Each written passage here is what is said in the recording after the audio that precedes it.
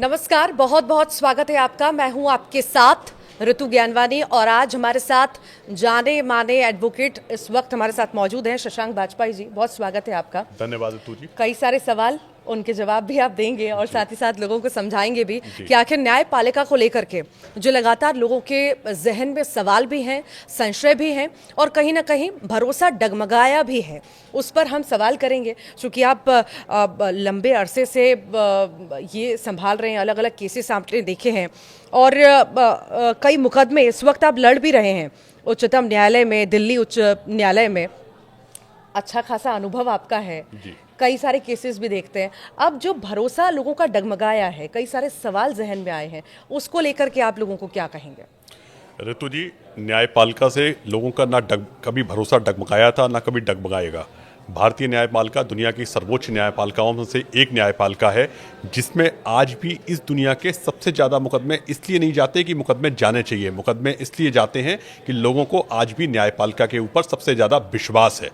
कोई भी बात होती है, आप छोटी से चाहे चालान कोर्ट से लेके किसी बड़े मर्डर तक, तो लोग कहते हैं हम कोर्ट में देख लेंगे, आपको कोर्ट में चले जाएंगे, कोर्ट में खींच लेंगे, कोर्ट में बात कर लेंगे, कोर्ट में देख लेंगे। तो आपका भरोसा कहाँ है? आपका भरोसा भारत की न्यायपालिका के ऊपर है, भारत की जुडिशरी के ऊपर है, भारत की एक संस्था जो आज न्याय के प्रति समर्पित है उसके ऊपर है। तो मैं कहीं भी ये नहीं कहता हूँ न्यायपालिका में भरोसा डगमगाया है। एक मीडिया में हम लोग आते हैं, देखते हैं, मीडिया को सुनते हैं, बात करते हैं, तो वो एक परसेप्शन डिफरेंट है। अगर आप ये कहें कि भाई डगमगा गया भरोसा, तो कितने मुकदमे वापस हो गए, कौन कोर्ट में जाने से किसने मना किया? हर व्यक्ति कहता है आज भी मुझे इस देश की न्यायपालिका के ऊपर सर्वोच्च भरोसा है। यशवंत वर्मा जी न्यायमूर्ति हैं, अब इतना बड़ा केस सामने आया, इतनी मात्रा में कैश मिलना, फिर कैश जला हुआ भी मिलना, कई लोगों के जहन में सवाल है कि क्या वाकई में हम भरोसा कर सकते हैं या पैसे लेकर ये सारी चीज़ें होती हैं? ऋतु जी, ये बहुत ही वर्निंग टॉपिक है आज देश के अंदर। ये देश जानना चाहता है या देश बार बार पूछता है या देश के लोगों के मन में विश्वास घटा है कि बढ़ा है? ये एक मुकदमा है, एक केस है, एक घटना है या एक दुर्घटना है? क्या है हमें नहीं पता। क्यों? आपने एक रिपोर्ट आती है, किसी के घर में कुछ नोट पकड़े जाते हैं, नोट पकड़ने के बाद कुछ कार्रवाइयाँ जो कि हो रही हैं, और निश्चित रूप से भारत में अपने आप में एक प्रथम तरह का मामला है जो पहली बार देश के सामने आया है।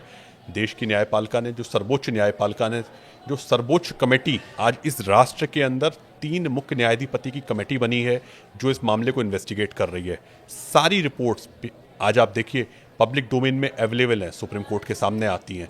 उनको यहाँ से ट्रांसफ़र किया जाता है, किसी दूसरे राज्य में ले आया जाता है कि जरा सी भी 1% जिससे भी संशय है, किसी के मन में कोई संशय ना हो। क्या संशय ना हो? कि ये इन्वेस्टिगेशन सही तरह से हो पाएगी, इन्वेस्टिगेशन इन्फ्लुएंस तो नहीं होगी, क्या न्यायाधीश के मामले को दबाया तो नहीं जाएगा। देखिए, भारतीय न्यायपालिका ने कभी भी अपने विश्वास को जनता से खोने नहीं दिया है। निष्पक्षता और न्याय के प्रति समर्पण इस न्यायपालिका की एक आध्यात्मिक नहीं, आत्मिक नहीं, लोगों की आत्मा जुड़ी है। भारतीय न्यायपालिका भारत के संविधान से बनी निकली हुई एक वो संस्था है जिसमें लोग चाहते हैं कि हमारा पूरा विश्वास इस न्यायपालिका के ऊपर अडिग रहे। उस अडिगता को बचाने के लिए ये जो पूरा मामला आया है, इसकी जो सर्वोच्च न्यायिक कमेटी के द्वारा जांच हो रही है, उस जांच को सामने आने दीजिए, उसके जो परिणाम है उसको आने दीजिए। मैं एक छोटा सा एक डेटा के हिसाब से आपसे बात करना चाहता हूं। मैं इस दुनिया की सबसे बड़ी आबादी कहां पर रहती है? भारत में रहती है। इस दुनिया के जो न्यायाधीश हैं भारत में, उच्चतम न्यायालय में लगभग 34 न्यायाधीश हैं, उच्च न्यायालय में लगभग 1000 से ज़्यादा न्यायाधीश हैं, जिसमें से लगभग 750 न्यायाधीश कार्य कर रहे हैं। जो उसके बाद हमारी सबऑर्डिनेट जुडिशरी जिला न्यायालय जो होते हैं, लगभग उसमें 22,000 सैंक्शन पद हैं, जो 16-17 हज़ार के आसपास उसमें लोग काम कर रहे हैं। उच्च न्यायालय में लगभग 700-750 न्यायाधीश इस समय कार्य कर रहे हैं। और ये 75-76 वर्ष से ऐसे कितने मामले आपके सामने आज तक आए? 2, 3, 4, 5, 6, 7, 8, 9, 10 कितने मामले आए? कितने मामलों में निष्पक्ष कार्रवाई नहीं हुई? ये 75-76 वर्ष में अगर एक मामला आपके सामने जो गंभीर प्रकृति का आया है, एक्सेप्शनल केस है, सुपर एक्सेप्शनल केस है, और उसके ऊपर जिस लेवल्स पे कार्रवाई की गई, जिस लेवल की कमेटियां बनी, जिस लेवल से इन्वेस्टिगेशन हो रही है, जिस लेवल से निष्पक्षता से जांच हो रही है, उस जांच के आने के बाद आप कहां से कह सकती है कि हमारे पास न्यायपालिका के ऊपर सवाल उठे हैं? न्यायपालिका अपने आप को गंगा जल की तरह शुद्ध रखने के लिए जो सर्वोत्तम उपाय है वह कर रही है और करेगी। लोग ये भी सवाल कर रहे हैं कि क्या एकमात्र रास्ता यही था कि ट्रांसफर कर दिया जाए? जब जांच चल रही है तो आखिर यहाँ पर ट्रांसफर क्यों किया गया? देखिए, ये निश्चित रूप से सुप्रीम कोर्ट कलेजियम का विषय था। उन्होंने कुछ विचार किए होंगे, कुछ निर्णय लिए होंगे। उन निर्णयों को उन्होंने अभी जाहिर नहीं किया है, ट्रांसफ़र क्यों किया मैं उस पर कोई कुछ कहना भी नहीं चाहता हूँ। परंतु एक बात ज़रूर कहना चाहता हूँ, आपको ये बात समझना होगा, किसी व्यक्ति जो जहाँ पे उसके खिलाफ इन्वेस्टिगेशन चल रहे हैं, हम लोग किसी भी इन्वेस्टिगेशंस भी कभी देखते हैं, इन्फोर्समेंट डायरेक्टरेट के इन्वेस्टिगेशंस देखते हैं कि एक राज्य में कभी मामला चलता है, लोगों के मन में आशंका या शंका ना हो कि यह मामले को प्रभावित किया जा सकता है, तो लोग चाहते हैं कि उनको एक जगह से दूसरी जगह ट्रांसफर कर दिया जाए, जिससे जांच और निष्पक्ष रूप से और पारदर्शी रूप से हो सके और सामने लाई जा सके। क्योंकि उद्देश्य क्या है न्यायपालिका का, उद्देश्य क्या है इन्वेस्टिगेशन का, उद्देश्य क्या है सरकार का, कि भाई निष्पक्ष न्याय जांच हो, निष्पक्ष जांच के बाद जो भी कार्रवाई आगे हो उस कार्रवाई को हम करें और जनता का विश्वास जो हमारे ऊपर था, जितना था उससे ज्यादा बढ़ के आए। आप ही सोचिए, 3 उच्च न्यायालय के मुख्य न्यायाधिपति की कमेटी अगर जांच कर रही है और वह कमेटी जांच कर रही है, क्योंकि कुछ चीज़ें ऐसी हैं जो निश्चित रूप से दोनों पक्षों के लिए, सरकार के लिए, न्यायपालिका के लिए और आम जनता के लिए, कि ये कैसे हुआ और क्या हुआ, ये सब अभी बहुत ही वो स्टेज है जहां हम सब लोग सिर्फ एक अनुमानित बात कर रहे हैं।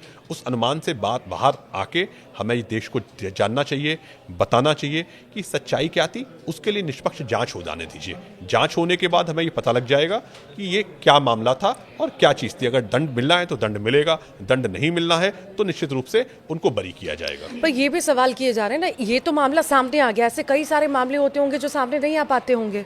मुझे ऐसा लगता नहीं है। आज इतनी एडवांस मीडिया है, इतने एडवांस कार्य हो रहे हैं। वो तो आग लगी तो ये पूरा मामला सामने आया, अगर आग लगती ही नहीं तो फिर तो ये कहां से कहां पहुंच गया होता। ये मैं सवाल नहीं, जनता सवाल पूछ रही है। नहीं, जनता जो सवाल पूछ रही है, आग लगी या आग लगाई गई या आग बुझाई गई, ये सब चीजें अभी इन्वेस्टिगेशन के विषय हैं। हाँ। अभी इन्वेस्टिगेशन हो जाने दीजिए, थोड़ा समय है। इतनी फास्ट इन्वेस्टिगेशन देश में कभी होती नहीं थी, इतनी फास्ट इन्वेस्टिगेशन हो रही है। हाँ। उसकी रिपोर्ट आने दीजिए, पता लगेगा। जनता भी उसको सारे जवाबों को अच्छे जवाब मिलेंगे, जनता का विश्वास भी बढ़ेगा, हमारा विश्वास भी बढ़ेगा।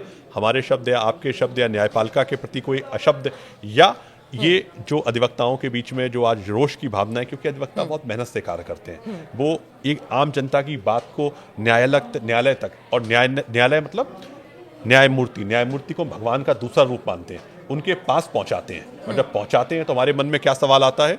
सवाल ये आता है कि हमें न्याय मिलना चाहिए। हमें न्याय में सेटिस्फेक्शन, एक आत्मा जो लोगों की बास करती है, वो मिलना चाहिए। अगर हमारे मन में कोई शंका आई है, कोई शंका है, उसका थोड़ा सा समय दीजिए। एक बहुत निष्पक्ष जांच के रूप में जो भी आपके सामने होगा वो आएगा।